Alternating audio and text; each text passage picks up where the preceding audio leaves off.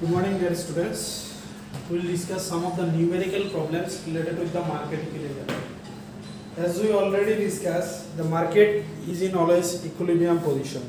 And equilibrium कब होता है? जब डिमांड एंड सप्लाई दोनों इक्वल होता है तब इक्विलिब्रियम होता है। लाइक जैसे तुम लोगों का लाइफ भी एक क्या होता है, इक्विलिब्रियम और बैलेंस पोजीशन पे हमेशा रहता है। कोई भी किसी का लाइफ हो हमेशा बैलेंस या इक्विलिब्रियम पोजीशन पे रहता है।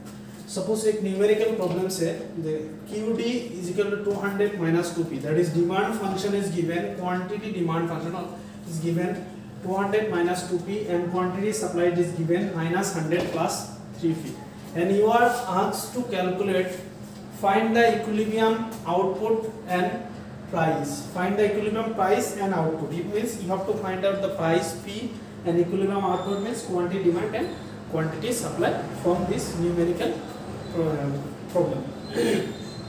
तुम्हारा दिया से कि QD माने 200 minus 2P and QS माने minus 100 plus 3P।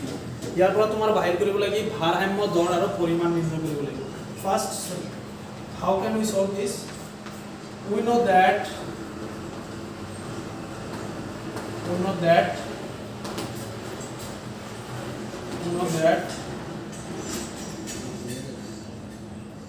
at equilibrium point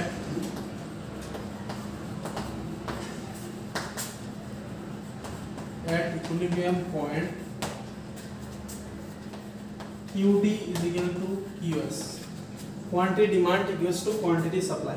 हम लोग को ये पता है क्योंकि हम लोगों ने मार्केट इक्विलिब्रियम ऑलरेडी डिस्कस किया। इसमें क्या होता है, डिमांड हमेशा इक्वल्स टू सप्लाई होता है। कब होता है? At equilibrium point. सो अभी डिमांड फंक्शन का कितना है, फंक्शन कितना है, 200 minus 2P equals to minus 100 plus 3P। सो ये 100 और ये 200 ये कांस्टेंट नाम है, दोनों को एक साइड पे ले लो। सो क्या होता है, 200 ये इस साइड पे माइनस है तो राइट साइड इस साइड माइनस से क्या होगा, ये प्लस होगा। 200 प्लस 100 इक्वल्स टू ये 2P इस साइड पे था तो माइनस, अभी इस साइड पे जाएगा तो क्या होगा, प्लस होगा। 2P plus 3P। So 200 plus 100 क्या है, 300 equals to कितना है, 5P। Now P equals to 300 divided by 5 equals to 60. This is called your equilibrium price. So we get equilibrium price. Now we have to find out the equilibrium quantity, that is output, equilibrium output। तो इसमें कोई दिक्कत नहीं है ना, सही सही। तुम देखो इस पे क्या होता है, हम लोग को पता है इक्विलिब्रियम पे क्या होता है, डिमांड और सप्लाई दोनों इक्वल होता है। सपोज ये QD और QS नहीं है, सिंपल D और S है, तो हम क्या लिखेंगे, D equals to S। अगर QD है तो QD equals to QS लिखेंगे। सो QD equals to QS। So QD का फंक्शन कितना है, 200 minus 2P एंड QS मतलब कितना है, minus 100 plus 3P। सो दोनों को सिंप्लीफाइड कर दो। 200 plus 100 कितना होगा, 300 equals to 5P। So P equals to कितना है, 60। तो इक्विलिब्रियम प्राइस हम लोगों को मिल गया। याद रखना इक्विलिब्रियम प्राइस कितना था, 60। नाउ इक्विलिब्रियम क्वांटिटी निकालना है। So now you have to write in this here. Now substituting the value of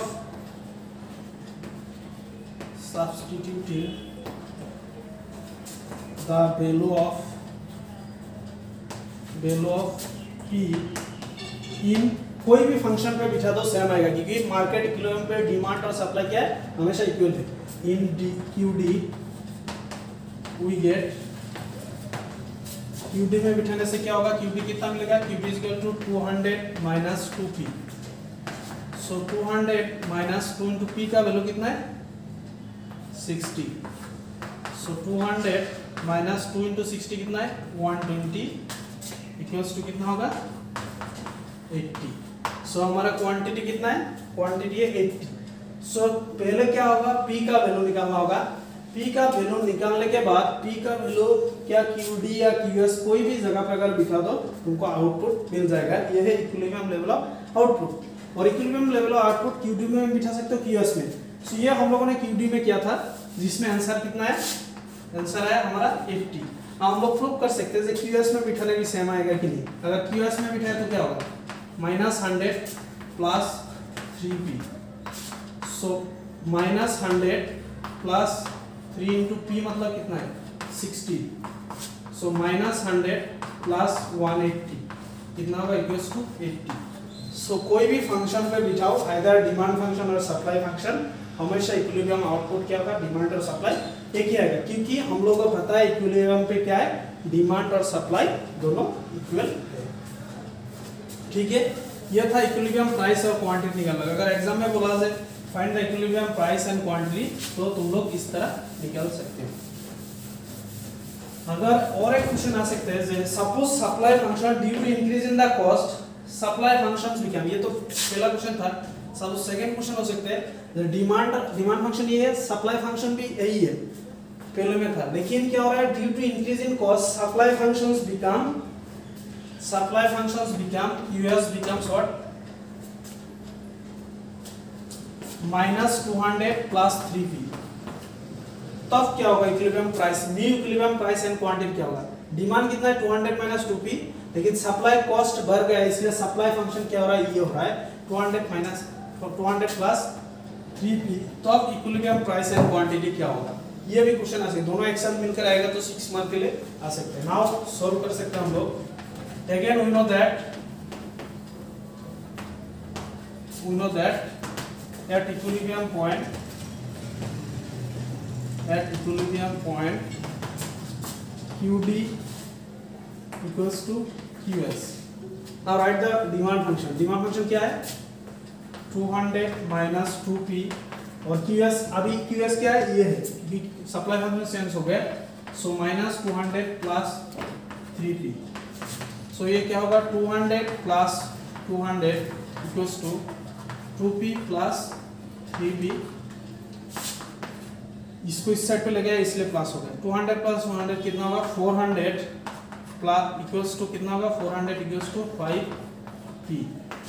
now p equals to 400 divided by 5 equals to 80।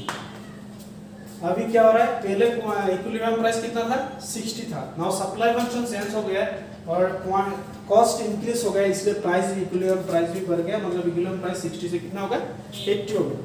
Now अभी निकालना होगा इक्विलिब्रियम क्वांटिटी क्या होगा, इक्विलिब्रियम क्वांटिटी क्या होगा अभी। Now we have to substitute the value of p का value अगर हम लोगों ने सब्स्टिट्यूट कर दिया, फिर वैल्यू जो हमें qd बहा दियो। Now if we substitute value of p in qd, we get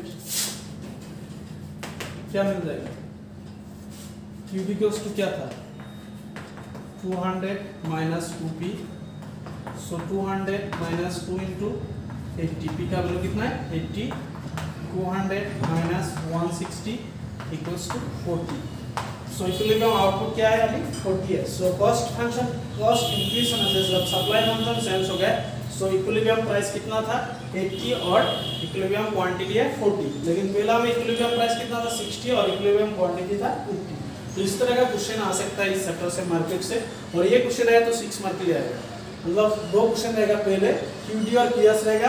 first question रहेगा find out equilibrium price and output, ভারসাম্য দর আর পরিমাণ নির্ণয় করা। And if cost increases due to that supply functions become -200 plus 3p, then what will happen to the equilibrium price and quantity, or what is the new equilibrium price and quantity? So new equilibrium price और quantity इस तरह निकाल सकते हैं। 2 নম্বর question ten নম্বর একেবারে ব্যয় বৃদ্ধির ফলত যদি যোগান ফলনটো -200 প্লাস 3p হয়, তেনে নতুন ভারসাম্য উৎপাদন আৰু দর কি হ'ব। গতিকে এনেকৈ তুমি কি কৰিবা, গোটেইখিনি সলভ কৰিবা। सो इसे तुम लोग सॉल्व कर सकते हैं, ये बहुत इजी है, सिंपल है। अगर एग्जाम में आया तो 6 मार्क इजीली मिल जाएगा, अगर थोड़ा भी मेहनत करोगे तो देखोगे तो किस तरह मतलब हम लोग सॉल्व कर सकते हैं। सो इस चैप्टर पे और इस वीडियो में हम लोग क्या कर सकते हैं, हमारा जो पार्ट ए है दैट इज माइक्रो इकोनॉमिक्स, यहाँ पे हम लोग खत्म करते हैं। नेक्स्ट वीडियो में हम लोग मैक्रो इकोनॉमिक्स के बारे में डिस्कस करेंगे, दैट इज पार्ट बी का हमारा। Thank you.